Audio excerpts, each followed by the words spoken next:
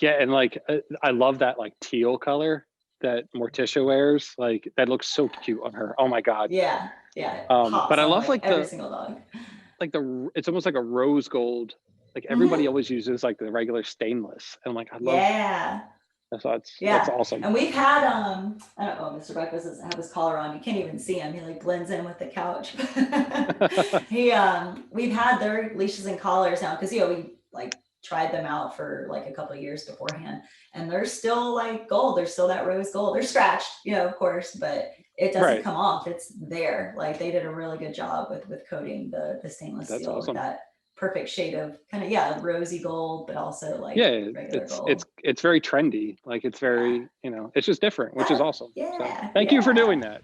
Of course. Thank Thinking you. outside And the box. thank you for noticing. Totally. Yeah, so I'm excited. Just for everyone listening in, we have Chris here with Cole the Deaf Dog, and they're going to talk to us a bit today just about, you know, introducing like special needs dogs into people's lives. There we go.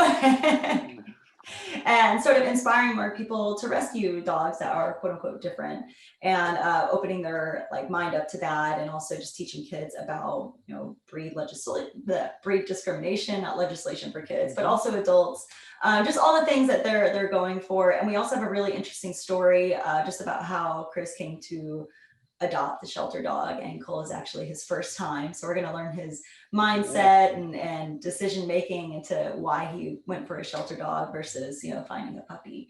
So hey Chris, how you doing? Good. How are you today? Doing great, doing awesome. I'm excited to talk with you guys. And hi Cole, hey buddy. You want to say I hi saw to you everybody? signing with him. That's really Can cool. you say hi? Can you say hi? Yes, thank you. Yeah. That's awesome. We're also going to talk about kind of the teaching of sign language, because I think that'll be a really cool conversation for people to hear that, hand signals are so important just with non-hearing and hearing dogs. But first, I kind of want to start off with just your mission and what you guys want to do, because I think it's just a really cool aspect of things. Our biggest mission is to, it's not even just for children. I mean, he works with children every single day, 5 days a week. Uh, right now, we're teaching virtually. So he actually has his own computer with a webcam. So while I'm teaching, he is side by side with me like he is in the classroom.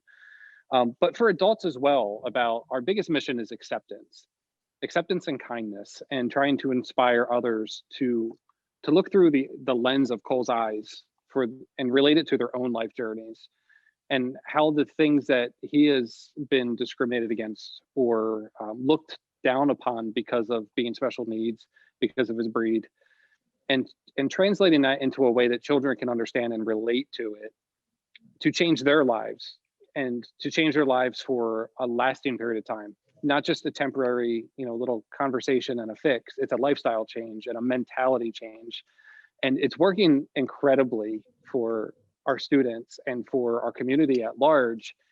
You can talk about certain conversations with children or with people in general all you want, and until they're face to face with it, they don't necessarily grasp the concept. But by able to take our being able to take our mission and putting it through the eyes of a dog who has been looked down upon because he was called broken at the animal shelter from somebody that was going to visit him, being discriminated against because he's a pit bull and not being allowed into facilities as a registered and certified therapy dog. You can take those conversations into a whole new level, and people open up their hearts. When it comes to a canine, people will open up their hearts in a different way, and it's a way that it'll last and it'll stick with them. And to hear the conversations that I hear children or the adults in our community, and we literally have fans from around the world, and the things that they say that we've inspired them for, it's life changing, and it's a glimmer of hope in such a dim world at times, especially right now during this time of uncertainty and social unrest and so many different things that are just going on in our lives. So it's been an amazing journey to be able to tell a story through the eyes of a special little guy. That's awesome. That's really awesome. I love how you decide to put it with like through the eyes of a dog, because they're through their eyes, like everybody knows it's pure innocence. There's no Mhm. like malintent. There's no, we might joke around, like we joke around with Mr. Breakfast, who's like just kind of blended in back here, who he's also deaf, so him and Cole can like look at each other later and talk that way.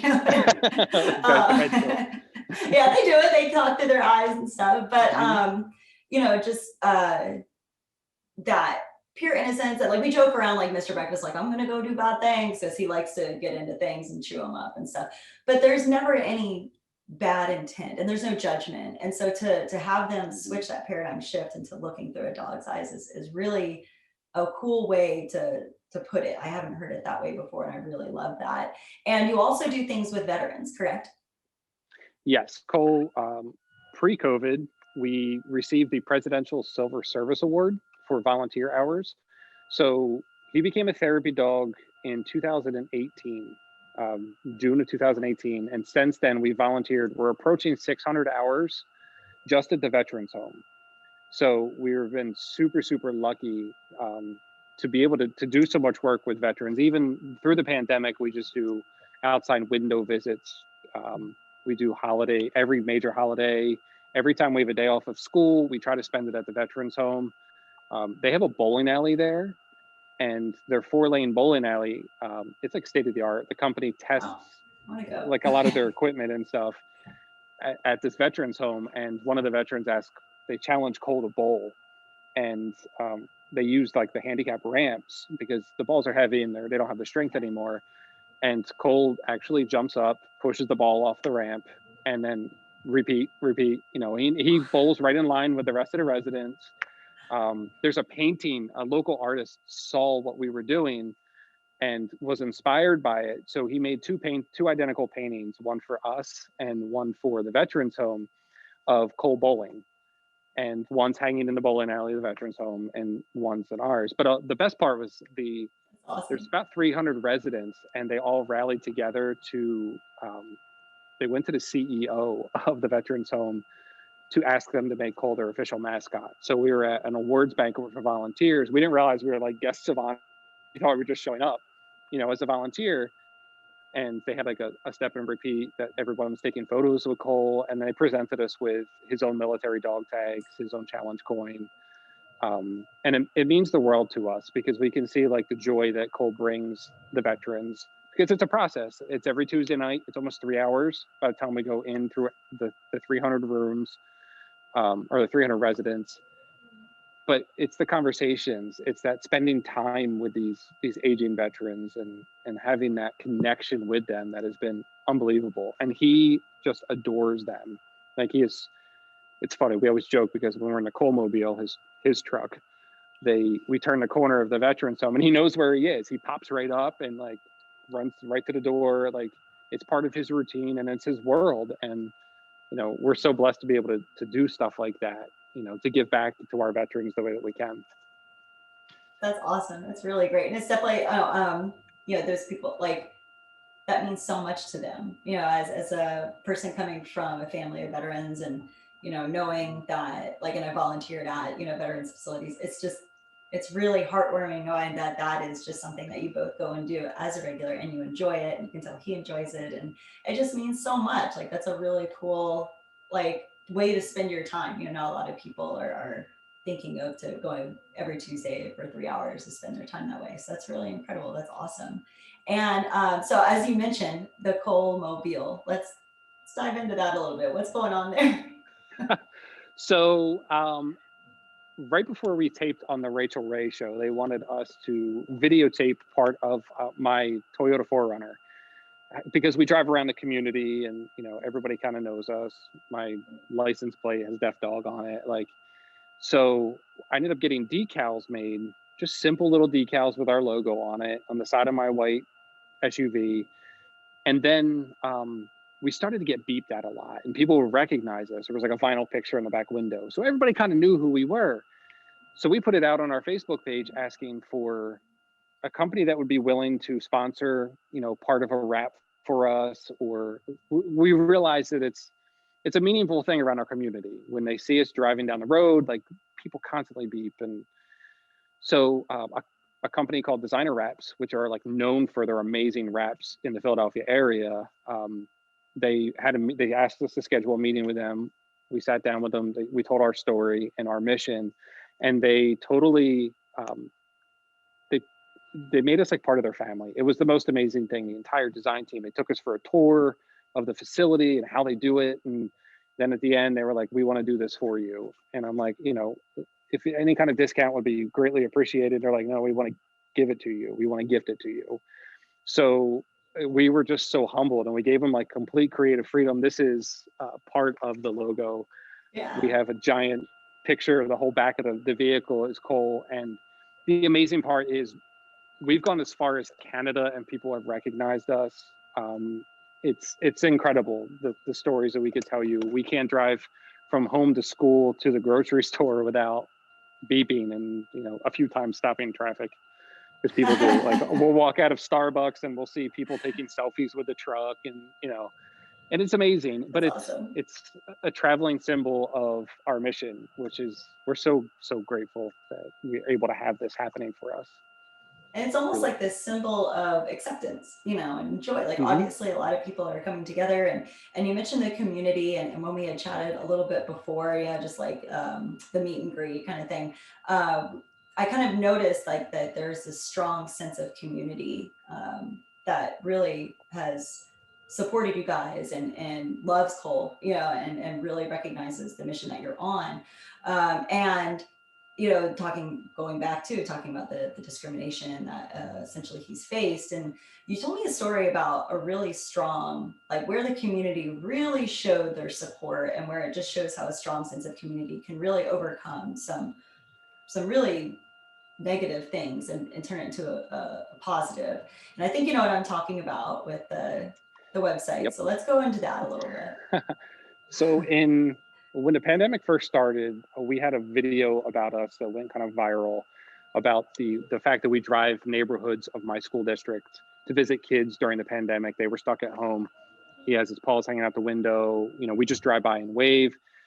And NJ.com put it out, and then all of a sudden there's an anti-pitbull organization that infiltrated the original article and started just blasting all these comments. We've never faced negative comments before, and I was kind of thrown back by it. And I've learned not to read the comments, but I've taken pride in the fact that the comments on our social media have always been like 99.999% positive.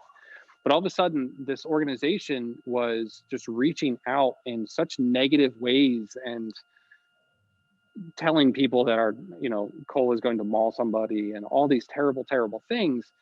And then we were on Good Morning America, and then it took a whole different turn and a whole different level, because more of them found us nationwide of this particular organization. And they emailed my entire school. They emailed my entire school district. They emailed my therapy dog company that Cole's certified through, my superintendent, my board of education, every member of it, all the upper administration of my school district. But when you said about the support of the community, the way that people rallied and just said, "No, this isn't going to happen. We're not going to let you do this."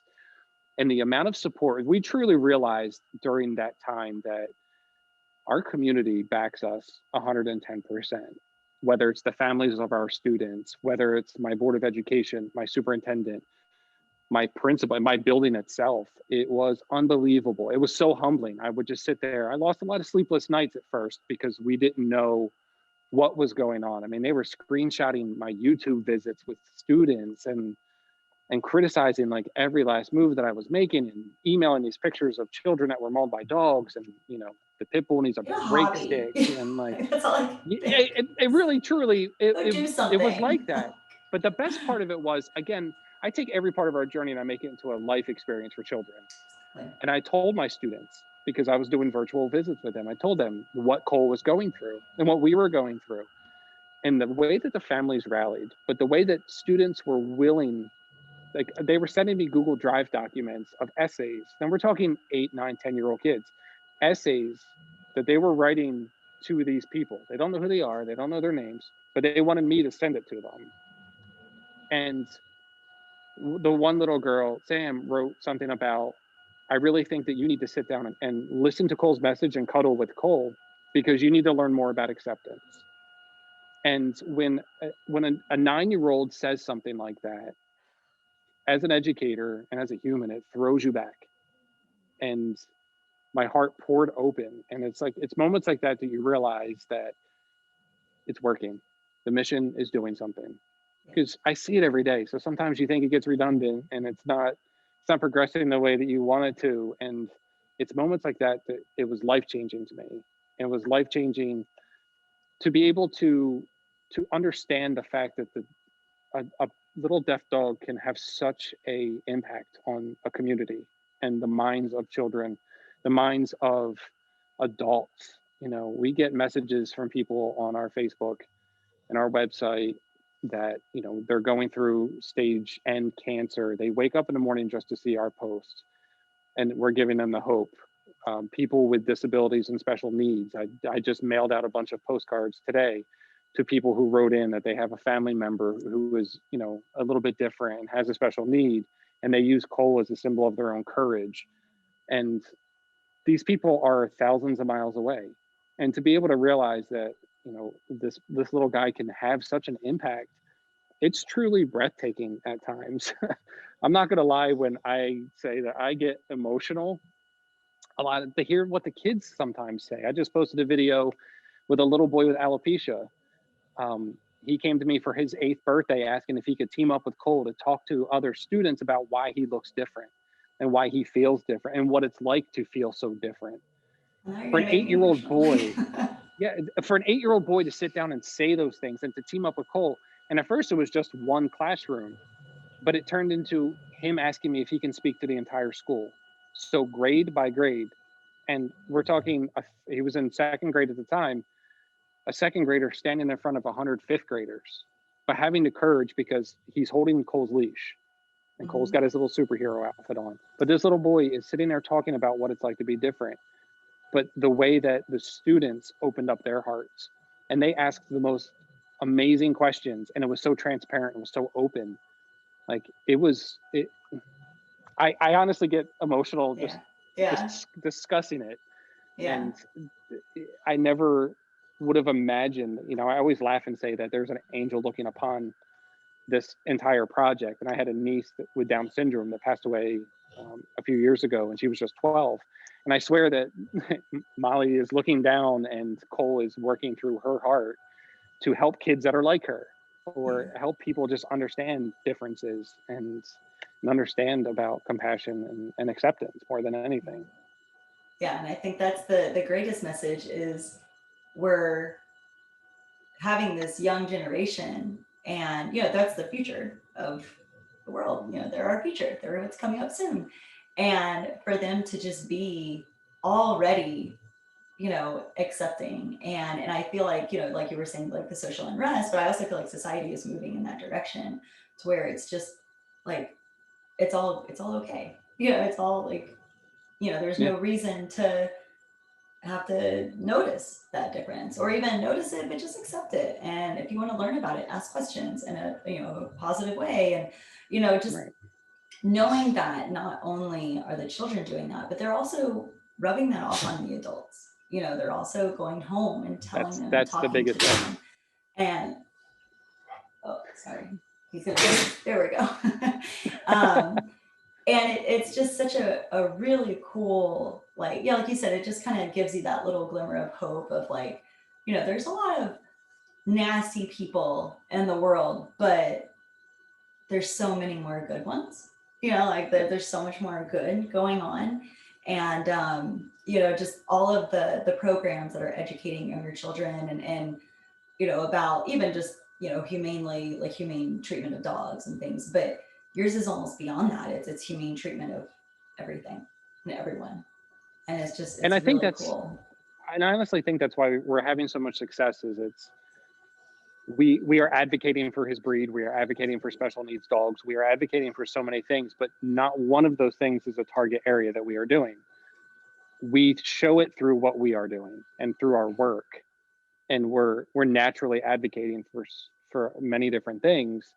But you know, we just display it, and it's out there for the world just to see it. And I think I truly believe that's why we have success with a lasting impression among people, because it's just, the proof is in the pudding, as they always say. And, you know, That's some it's good happening. And pudding. yeah, it's working, you know, and we're so lucky, and it's a giant team effort, and we're just, you know, we're proud every day. That's You know, awesome. we're proud to do what we do.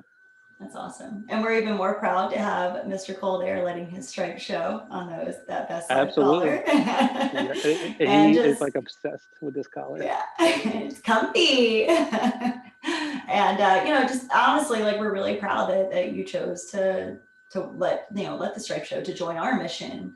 And you know, almost that acceptance of kind of more acceptance of rescue dogs and showing people how awesome they are, and or shelter dogs, you know, they're all the same umbrella term.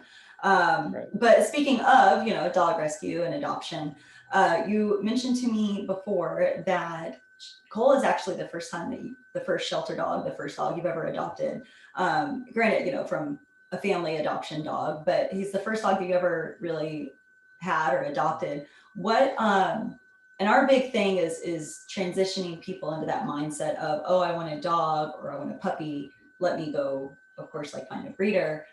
Which, you know, I can go down a rabbit hole of that, like it's responsible, ethical, but a lot of Hmm. people don't know that. Anyway, what made you say, like, what inspired you to want to go and get a shelter dog versus the usual, you know, find a puppy, find a breeder, anything like that? Um, we have the local shelter, which was the SPCA. Now it's the South Jersey Regional Animal Shelter. They have a dog of the year contest, so they come like once or twice a year to do programs in our school, and they bring some dogs. And I became more and more aware of shelter dogs.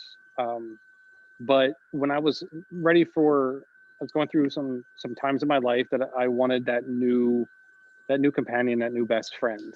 And I had always fallen into the trap of what you hear about certain breeds of dogs. The stereotypical, you know, pit bull breeds are going to be a certain way, or shelter dogs this, you know, He's and following your hand. It's so cute. He's like, yeah, poor guy. sorry. Yeah. That's him. Like if people sign to him, it's the funniest thing ever.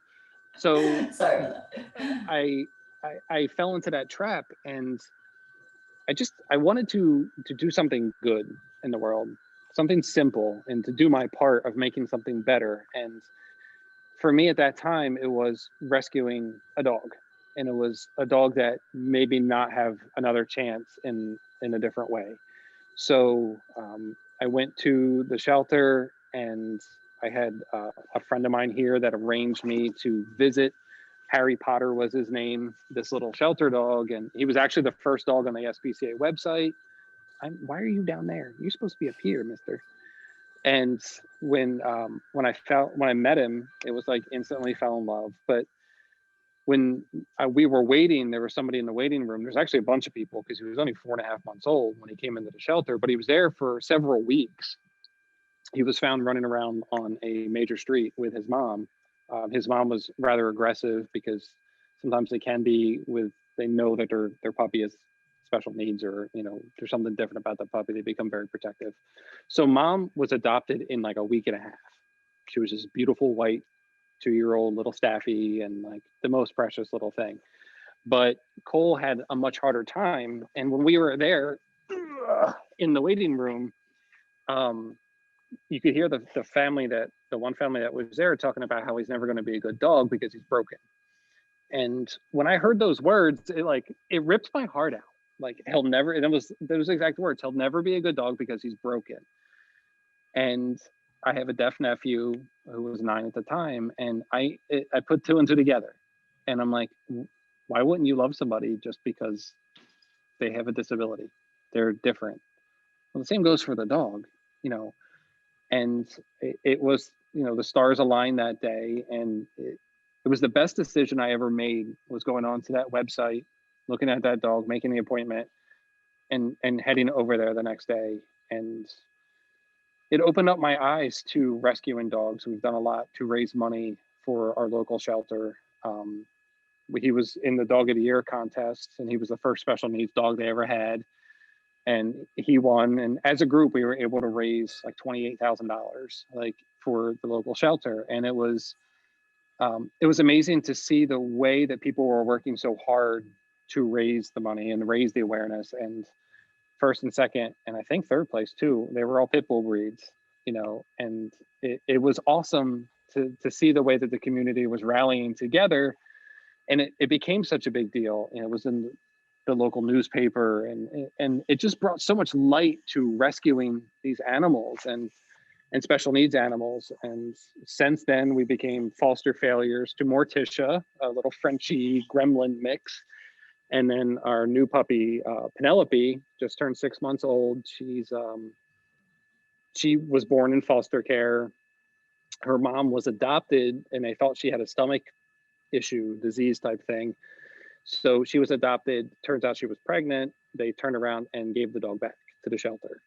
So because they didn't want that. So it went into foster care. I had seen somebody that knows somebody, one of those kinds of things. Yeah. And we decided to adopt one of them as well. So she's in full training. We have aspirations to make her a therapy dog as well, because she has the right mentality. She's like 50% staffy. So she's going to be right there. She follows the lead of her brother with everything. And he is amazing with her. I call it my little rescue gremlin pack, my little misfit, because they are so, when you look at their eyes and you really feel the emotion coming from them, it's like they know that you saved them. And it feels so good when I sit there watching TV at night, and he just kind of looks up at you, and he has like these beautiful eyes, and it just says everything you need to hear silently. And it's, I always say it's the stereotypical who rescued who, but it's so true. It really is, and he's definitely our first pit bull, and will definitely not be our last, because, we're in the next year or two, we're looking to adopt another special needs pit bull to add to our project.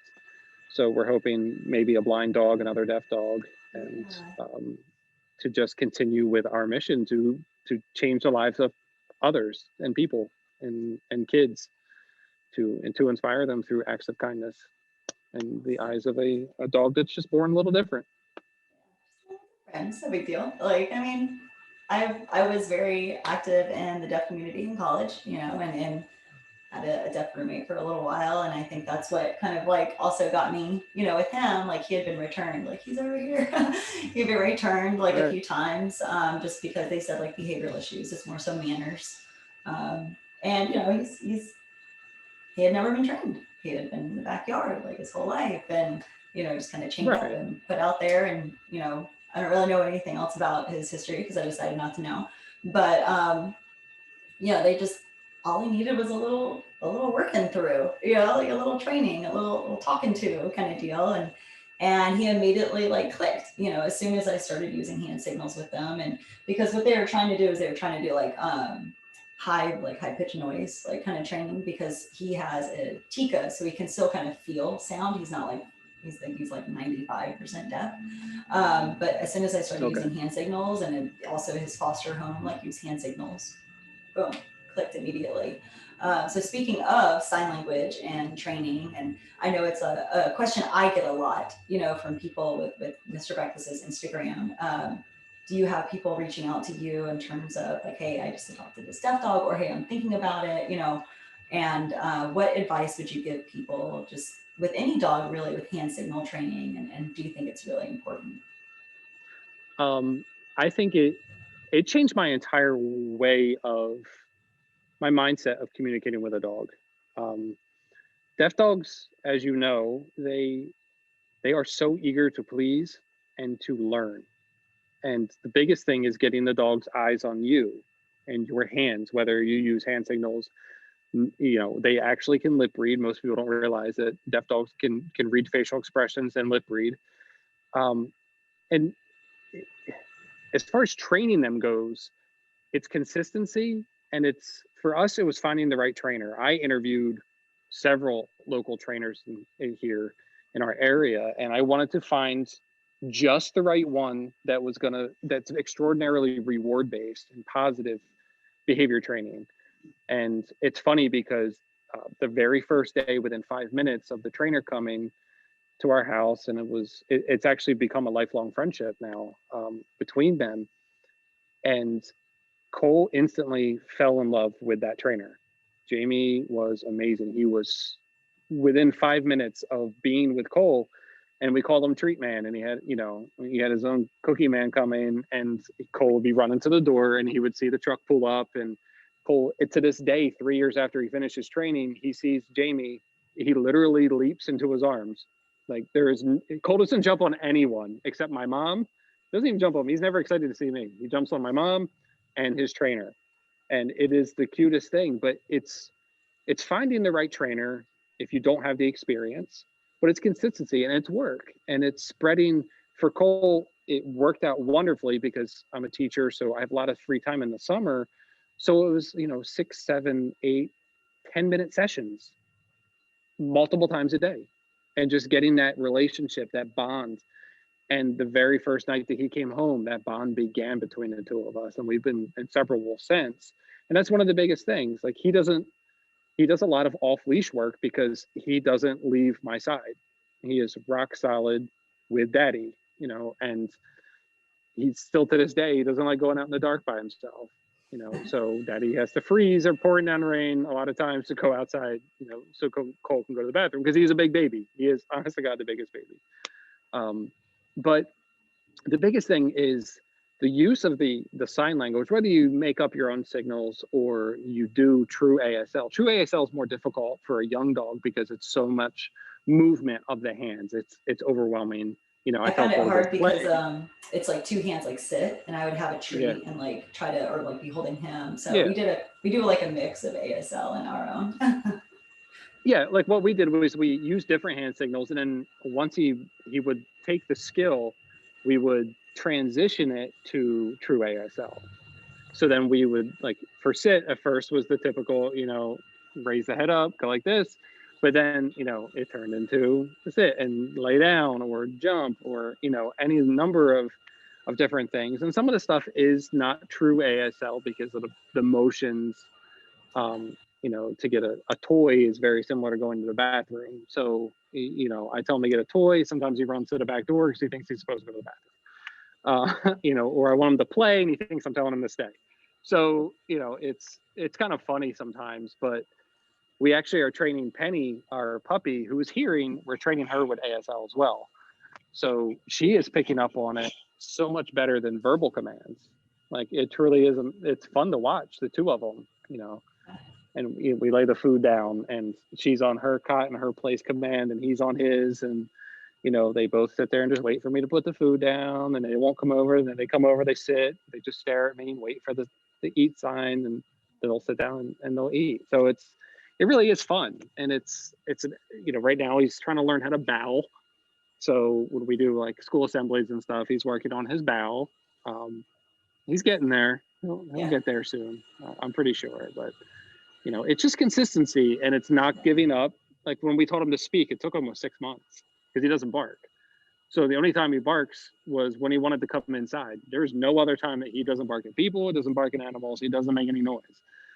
And we were ready to give up. We wanted him to speak because it was a challenge that we just wanted to do. And we constantly would show my students videos of us trying to get him to speak. And every now and again, you think he's going to do it. And then all of a sudden, one morning, we had his breakfast down, and we do a lot of work for his breakfast. Like he runs through a gamut of his skills.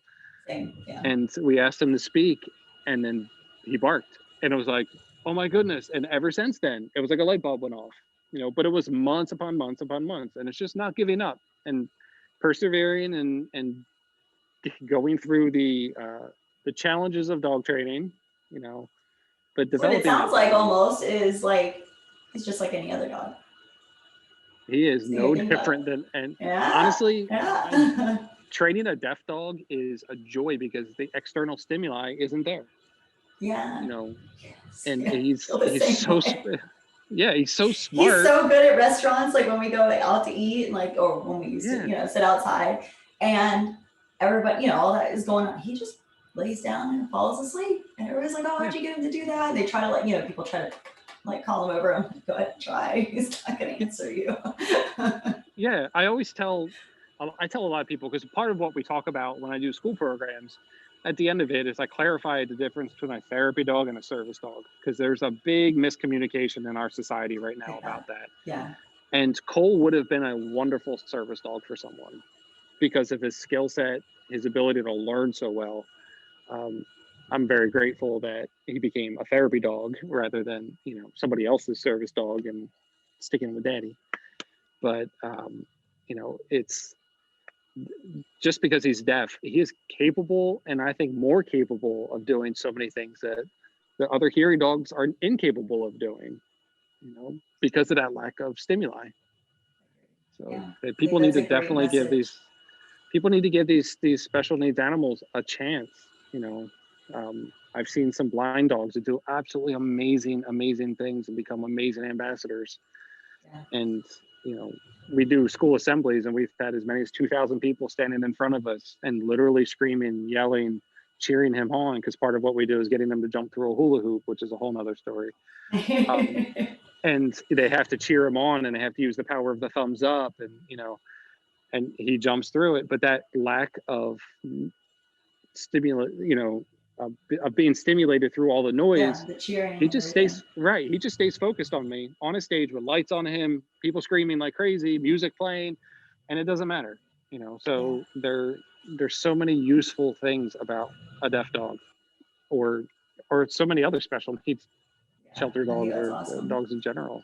That's awesome. Yeah, it's like what's really cool with social media is people are able to show that these dogs are doing these amazing things, and that's kind of one of the big positives about it.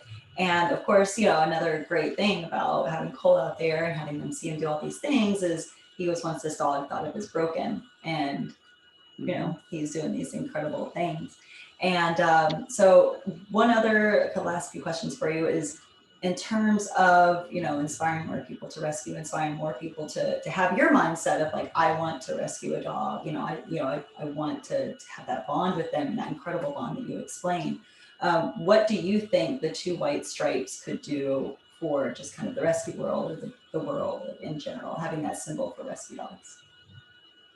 I think it's for us, and you guys so graciously gave it to us for our other gremlins. It's honestly, when we put them on, it was a symbol. Like, I'm looking at Penny, Morticia, and Cole, and they're all sitting there, the different colors, but with the stripes. I'm like, this is awesome, because you look at the three of them lined up, and they have their little dual white stripes. I'm like, I'm legitly looking at that, and it reminds me of it every time I see the stripes on the dog's collars. And the fact that it's called Best Life is it's the perfect title for it. Like what you guys do, it's like it is the absolute perfect title, because I'm sitting there last night and I posted a picture of Penny and Morticia, and this dog had a terrible life before we adopted her, and to see the little thing on there that just says two simple words with two simple stripes, it really hits home, because we try to pour human qualities into our dogs, and to think if someone would do this to a dog or to a person or to anything that's living, but then you can turn around and you can rescue that, and you can make a difference to something, no matter what it may be. If you can make a difference to it, then do it. Make a difference to something. And we just love the whole concept of the two stripes, and it's symbolic. It really is. I've had so many people asking us about it, because once we got the collars from you, it hasn't come off of him since, except to put his vibration collar on when we were playing in the snow the other day. But it's a conversation starter, and then people get inspired when they have conversations, and you can say, why is your dog wearing, what is that, like, and you explain it to them, and suddenly it's like, oh wow, maybe I should go check out the shelter, and it's just getting people aware, and I think this is a very interesting way of kind of getting people to do that. It's just to create that conversation. Conversation is a powerful thing. It truly Very is. powerful. Very, yeah. And it's we were walking one day and people would see them and be like, oh, what breed did you get them from? And you tell them, and that it's like a 30-second conversation. But then I started thinking, like, well, what about all the people who are thinking that they're not saying anything? We can't tell them. So it's just this, like right on there on the collar or the leash or whatever you have. And, it just kind of makes them go, oh, wow, that's a whiskey dog. Oh, wow. And you don't even have to say a word. So it's just kind of we're excited. Exactly. And that's like, if you guys have decals, I would love to put some on our Coalmobile, Oh, that'd be amazing. because I think that'd be awesome. I think it's something that is so like important, and I love like keep saying, the conversation starter. And it takes 15 seconds out of your day to tell somebody about your dog. And we're lucky with Cole because he's very inspirational to a lot of people for a lot of different reasons and levels, including taking a complete nap on Daddy right now. He is out cold. Oh my goodness. Head bubble. I know. My goodness, you've been at school all day. I know. So, and we love linking up, with people with missions like yours, because we're so different in a way, but yet we're so similar. We're kind of inspiring people to look at things differently, to take that second guess and everything, that the way that people have been thinking, had that paradigm shift in society of like, oh, okay, go to the shelter, maybe adopt a dog. Okay, you see that dog, it's okay. Like if you have a bond with that dog and you want that, you feel that, go for it. There's a reason for that there. So we love having linked up with you and Cole and your mission. And I'm excited to see what things we can do together, to expand both of our missions and work together. For as much as social media can drive me crazy trying to figure it out sometimes, it's wonderful times like this that we get to, through social media, somebody had mentioned us in a comment. Yeah. They just type, hey, Mr. Breakfast is deaf too. Like, you should check him out. And I was just like, hey, right. Check this out. And then I get a message from you like 10 minutes later. I'm like, wow. And then, it all kind of just spirals, but that's the beauty of it, and be able to reach people in that way. If we can just figure out how to get more people to hear our mission. But social media is a whole different world. It is. It's tricky. It'll get there. It is. We'll make it happen. We'll and I think that there's a lot of other missions, like the real Bubbins, like Belly Rubbins for Bubbins. I want to connect you guys to, like, we have a couple of other people that, like, just a network of people on similar missions, but very different angles and going for different things, but all together, it's this one giant, like, unified mission of wanting the same thing in a sense. And to think about when you put so many things that are like, there's so many tributaries of the same river, and if you're putting those all together and coming with that one piece that is common ground, it's a powerhouse of making a difference in this world. So I call it the Justice League. Exactly. And it's amazing how those things can all come together. I think that's a great idea. We could totally come up with like a thing there. We can, right? Yeah. But we're so happy to have connected with you guys and to be able to to help your mission as well. And Same. You can hear his breathing. It's so funny. He is 75 pounds of, like, I always said, he's like a sleeping 8-year-old. He just doesn't, when it's time for bed, you literally have to carry him. Like he just lays on the hardwood floor and we just drag him across the floor. And he's like, I'm out. Yep, there. It's so funny because when he's at school and the kids are here, it's different. Like, he does take little cat naps here and there, but like he's doing his job and he's working with the kids and he's excited. Like Mondays, he is raring to go on Mondays because he didn't see his friends on the weekends. So he is just, we're excited to get back to having students in the building soon. But same, I'm excited for you guys, and I hope that happens soon. Yeah, it's hard to, thank goodness for the program, because it's helped connect families and kids through school togetherness through this program. So that's been a blessing that we have this. But even like outside of our own district and places that I've gone to one time to do a school assembly 2 years ago, and to hear that they're still talking about relating their lessons to Cole and relating their conversations to Cole, or they still have the poster hanging up of the two of us in their vestibule or something. Like that's touching, and that's meaning something, especially during the pandemic, you know, when the world kind of shuts down. Like we were able to bring a little positivity in the world. I think that's why we were you know, we were able to get out there a little bit more and more people to see our mission, just Yeah. because of people want positive things. We need to fill the world with positivity. And Positivity.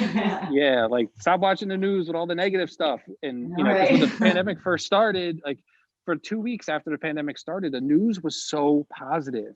It was so uplifting every day. Like I haven't watched the news that consistently in years, and it was like two Yeah. weeks, and we are able to be part of that, and to go all over the media, and then it shifted again. And you know, and it's got to stay that positive, because the more positive people see, the more positive people do. Exactly. And Keeping that it's energy just kind of consistent. right. Yeah. Yeah. You know, even with our social media, everything we post is always going to be positive, because the more people that can see something that's the able, not the label, you know, they can, it just inspires others more and more and more and more and more. And that's what we need in this world, is more people to inspire and to be inspired. Yeah. We need to make like positivity and inspiration the trendy, cool thing to do. Like no more like bashing or negativity or anything like that, and just self-love and love for others, and boom, there you go. But The world will be a much kinder, we're happier, getting there. loving place. You know, we're getting there. So if we can keep doing what we're doing through the eyes of a little boy that is out like a light. Oh my goodness, boy.